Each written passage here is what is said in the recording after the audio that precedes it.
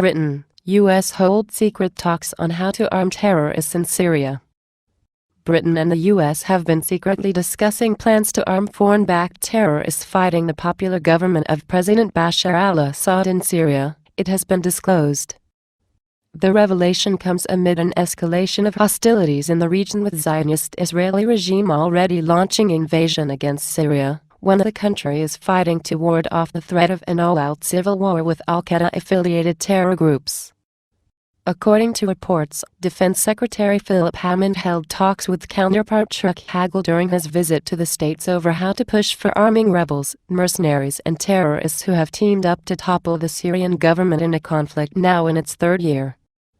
The conflict in Syria began more than 2 years ago when al-Qaeda-affiliated terrorists hijacked a peaceful call of the people for change in the country, and other countries hostile to the Syrian government joined the anti-Assad front.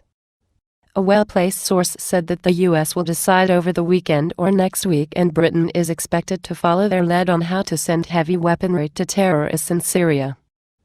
Britain is currently banned from supplying arms to rebels as part of an European Union ruling, but a Whitehall insider has revealed the countries have already agreed on the weapons to send, including machine guns, surface-to-air rockets, mortars and grenade launchers.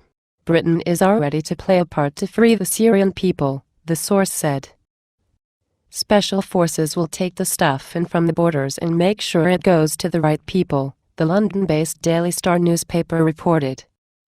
Britain has already sent a secret €20 million arsenal of assault rifles, anti-tank missiles and weapons to Syria's neighboring countries that can be in the rebels' hands within hours, the report said. This comes as Russia announced on Saturday that Moscow was sending surface-to-air missiles to Syria to help the war-torn country boost its defensive capacities against airstrikes, following Israel's recent assault on Syrian soil.